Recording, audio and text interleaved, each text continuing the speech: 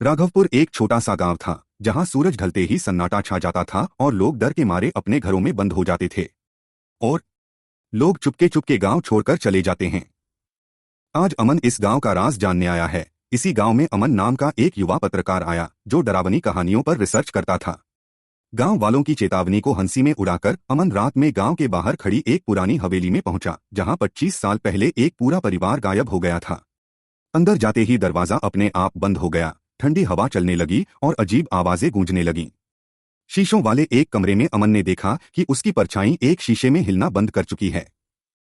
हवेली में फुसफुसाती आवाजें उसे वापस जाने को कहने लगीं, लेकिन वह आगे बढ़ता रहा और एक बंद तहखाने में पहुंचा जहां उसे एक पुरानी डायरी मिली जिसमें लिखा था कि जो भी यहां आता है कभी वापस नहीं जाता।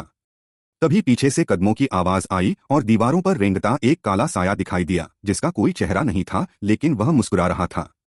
राघव को समझ आया कि अब वहां रुकना खतरा है। वो भागकर हवेली से बाहर निकल गया, पर कुर्सियां और वस्तुएं अपने आप हिल गईं। हवेली के दरवाजे खुद खोल रहे थे और हवा का झोंका तेज हो गया। गांव में सब चुप थे। राघव ने गहरी सांस ली और गांव के लोगों की तरफ देखा, मगर अगली सुबह अपने कमरे में उसने वही डायरी देखी जिसके आखिरी पन्ने पर लिखा था, अब तुम भी राघवपुर का हिस्सा हो। और उसके कमरे में एक छाया पास हुआ।